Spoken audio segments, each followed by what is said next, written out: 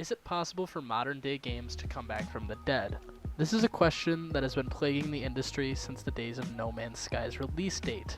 We've seen games like Destiny 1, Division 1, and even games such as No Man's Sky or Fallout 76 come back from death and have an active player count that is almost equivalent to the active player count they had on launch day.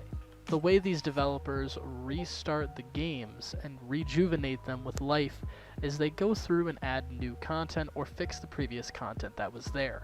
In the case of No Man's Sky, all they had to do was go back and change the material system and how resources were gathered and sold.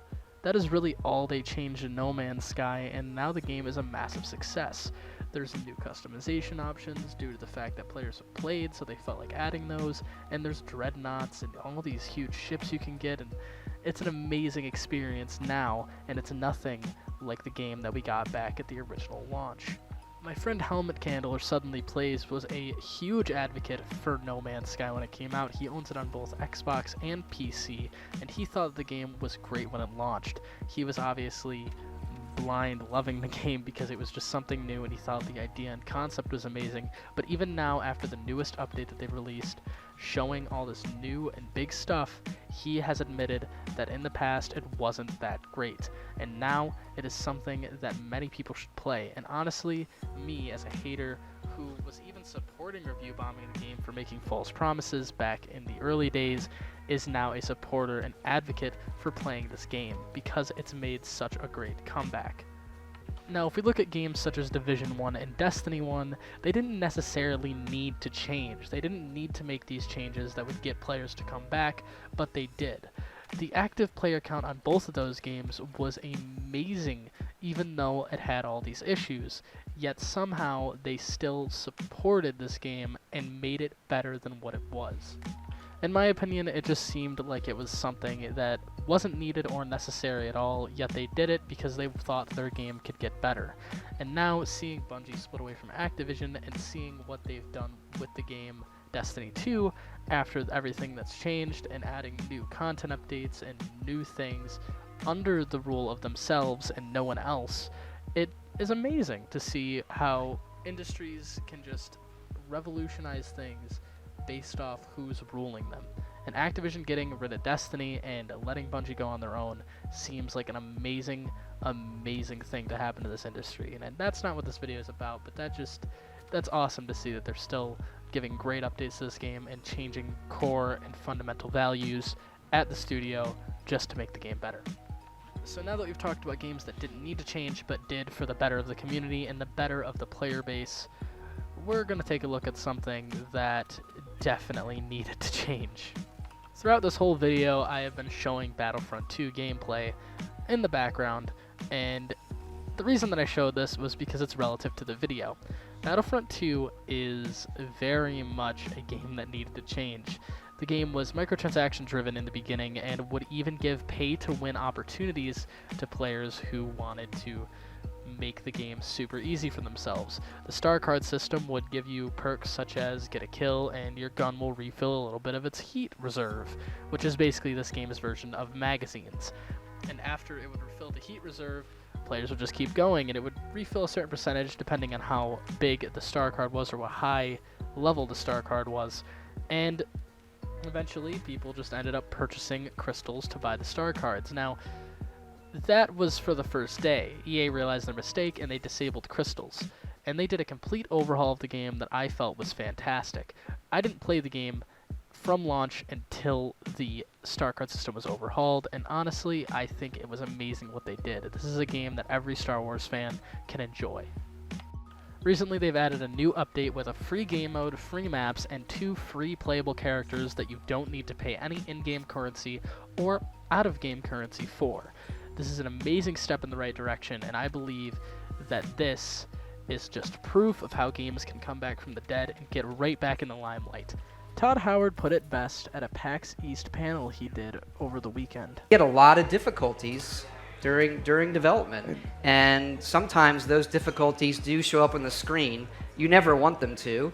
These games that launch completely broken aren't too broken in the developer's eyes sometimes, and even if they are, sometimes they need to push it because the development studio or the publishing studio needs the game out by a certain time. Fallout 76 kinda needed to be pushed by December because a lot of people wanted it for Christmas, and that's kinda when people push their games to be released because Christmas is when people have stuff like disposable income and are getting gifts from loved ones. Do I think Fallout 76 should be excused from all the hate it got? Absolutely not. It was Bethesda's first time making a multiplayer game, sure, and they did need to get it pushed out by December for the game to sell as well as it did, which he does state in that same panel that it did sell good. It was amazing. He goes as far as to say that he respects each individual player who bought it and stands by it because he believes that they are personally doing Bethesda Game Studios a favor. They even go on to say some stuff and reveal some things that weren't even in the game yet and are about to be in the game with the newest update that they hadn't said before, and I think were meant to be surprises. They talk about raids coming to the game, which it's an MMO. Raids should have been in at launch, but it's fine that they're getting added now. Even though it should have been in at launch, it's great that it's getting added at all, and this game is getting support still. Bethesda could have released one small update and threw this game in the trash, but they decided not to, and that's awesome. And that's where I want the tone of this video to shift. If games come back from the dead, we shouldn't sit there and make everybody think, you know, this game needs to be demonized and should not get a recovery just because it was bad before. I personally think if a game becomes better, it should get the Destiny treatment. The treatment where when a game gets fixed, everybody rejoices and it becomes this huge thing and people actually begin to learn to love the game. I have friends who will stand by their opinions on games like Destiny and Division, saying that they are horrible and they'll never play these games ever again and will never support them, and if anybody asks them if they're going to get it, they say no, and it's just a bad way to look at things. Overall, it makes everybody think that this game is something horrible when in reality it was, but it needs to be fixed. Now, do I think that going and dropping $40 on a Destiny DLC just to make a game fixed is a good idea? No, and I never supported that idea. Of course I bought it because I love the game no matter what, but it doesn't mean that the game should be praised or should be hated for anything. If the game wants to fix itself and the developers know that they did wrong, then see what they're going to do and give it a shot if it's free. And even if it does cost a little bit of money and you have a couple extra dollars lying around and you want to give it a shot, go for it. There's no point in not ever taking something or trying to do something, especially if it's not going to cost you extra, and if it does, so be it. You know, if you have the money, go for it.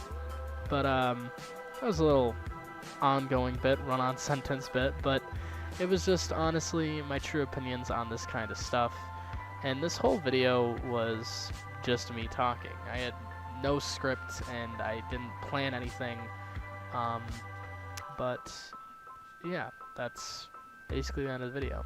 I just think that games should be given a second chance, and the developers put a lot of time and work into it.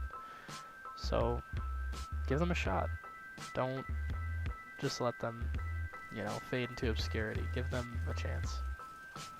And that's about all I can say about this topic. Hope you guys enjoyed the video, and I hope you guys can accept me back into the YouTube space. Videos will be ranging from very different things. My content does vary, so I don't know. We'll see what I upload next, but hope you guys enjoyed this video, and yeah, have an awesome day.